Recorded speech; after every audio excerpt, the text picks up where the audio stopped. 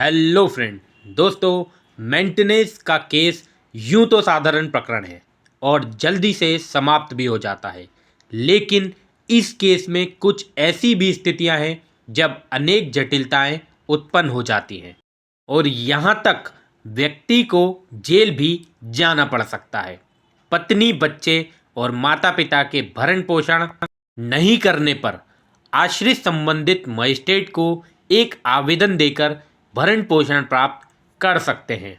वर्तमान समय में माता पिता के मामले में भरण पोषण नहीं देने जैसी चीज कम देखने को मिलती है, लेकिन पत्नी और बच्चे के भरण पोषण से संबंधित मामले बहुत देखने को मिलते हैं। शादी होती है, शादी के बाद पति पत्नी की आपस में बन नहीं पाती है और दोनों एक दूसरे को छोड़कर अलग अलग रहने लगते हैं। ऐसी स्थिति में उन दोनों का कोई बच्चा भी हो सकता है। तब पत्नी भरण पोषण प्राप्त करने के लिए अपने पति पर मुकदमा लगाती है। एक भारतीय पत्नी को भारतीय नागरिक सुरक्षा संहिता की धारा 144 के अंतर्गत पोषण प्राप्त करने का अधिकार है। इसी के साथ उसे घरेलू हिंसा अधिनियम और हिंदू विवाह अधिनियम के अंतर्गत भी भरण पोषण प्राप्त करने का अधिकार है। वह 3 जगहों से भरण पोषण प्राप्त कर सकती है, लेकिन कोर्ट सभी मामलों में एक साथ भरण पोषण लागू नहीं करता है, बल्कि ये देखा जाता है कि महिला को यथेष्ट भरण पोषण मिल रहा है या नहीं। पति से अलग रहने वाली महिला के साथ बच्चा भी हो सकता है, तब वे बच्चे की ओर से भी भरण पोषण मांग सकती है।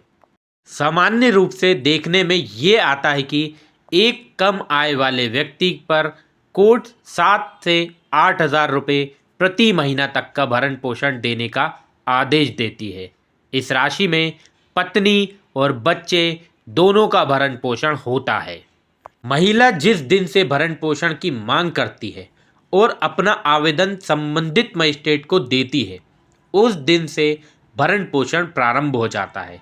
जैसे कि धारा 144 के अधीन 1 जनवरी 2024 को मुकदमा लगाकर भरण पोषण की मांग की, तब अदालत 1 दिसंबर 2025 को ये निर्णय देती है कि पति को अपनी पत्नी को भरण पोषण देना होगा, क्योंकि उसकी पत्नी उससे युक्त कारण से अलग रह रही है। ऐसी स्थिति में भले ही आदेश 1 दिसंबर 2025 को दिया गया हो, लेकिन भरण पोषण का दायित्व 1 जनवरी 2024 से ही शुरू हो जाता है।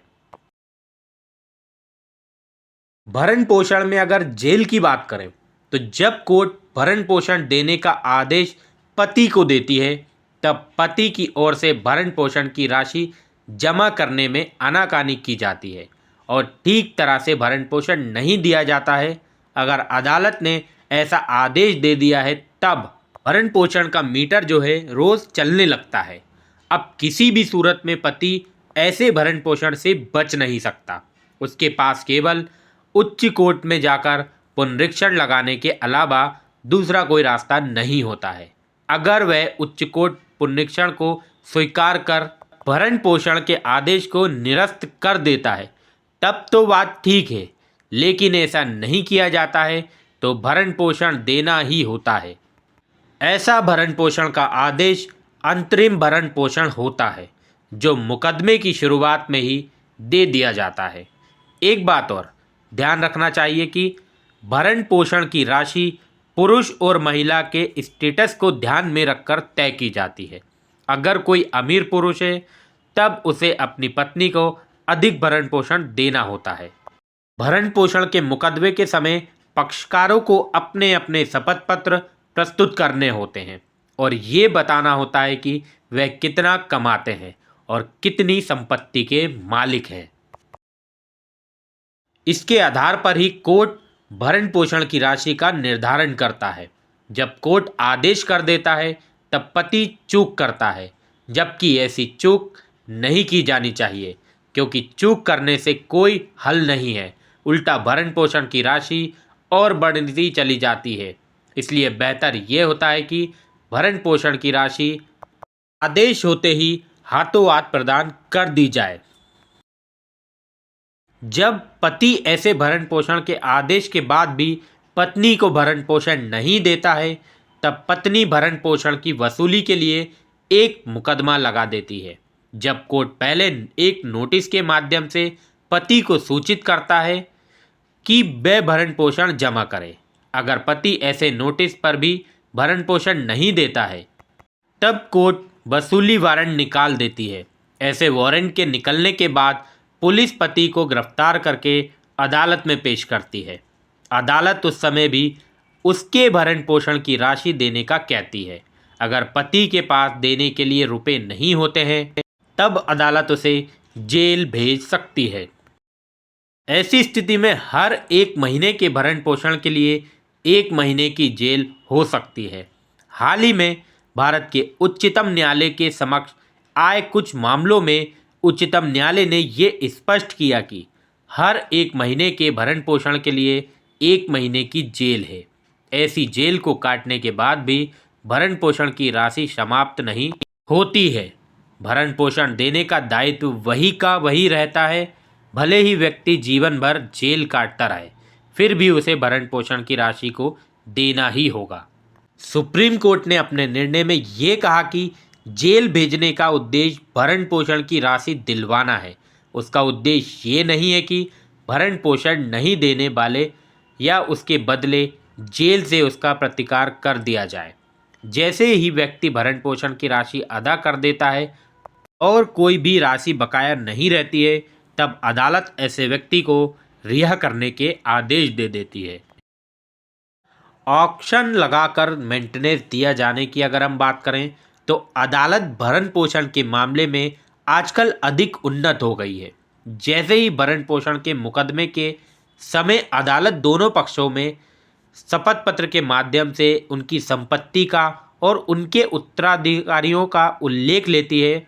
जैसे अदालत पक्षकारों से ये पूछती है कि उनके पास क्या संपत्ति है और उनके परिवार की कौन सी संपत्ति है जिसमें उन्हें उत्तराधिकार मिलना है। लोग इससे बचने के लिए झूठा ही अखबारों में जाहिर सूचना लगा देते हैं, जबकि उसका पुत्र उसके परिवार के साथ उस घर में ही रह रहा होता है। अदालत ऐसी स्थिति जाहिर सूचना को कोई महत्व नहीं देती है।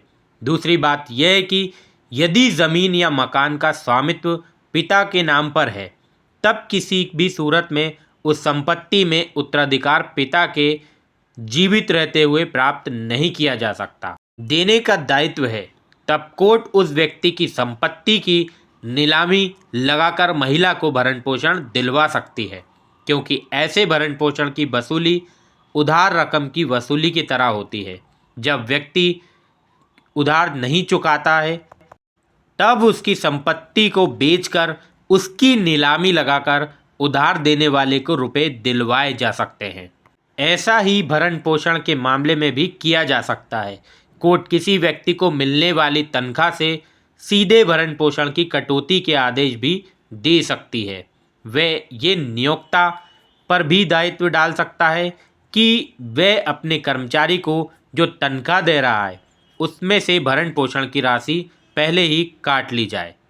आमतौर पर इतनी प्रक्रिया देखने को भी नहीं मिलती है, क्योंकि जेल जाने पर व्यक्ति भरण पोषण की राशि कैसे भी अदा कर ही देता है और संपत्ति की नीलामी लगने तक की नौबत नहीं आती है। इस तरह से कानून है जो मैंने आपको बताया। तो दोस्तों, मिलते हैं नेक्स्ट वीडियो में किसी नए टॉपिक के साथ।